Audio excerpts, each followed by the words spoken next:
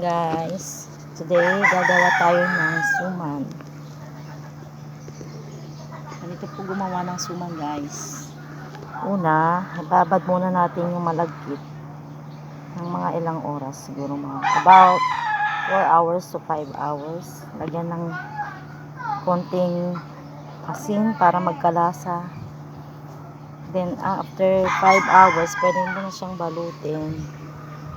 Yan po mga gagamitin natin sa paggawa.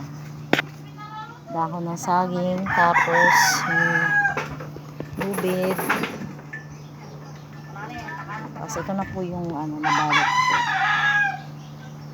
Yan, 3 kilos tong gagawin namin. Medyo naliitan ko lang ngayon kasi malalaki yung ginawa namin yung nakaraang araw.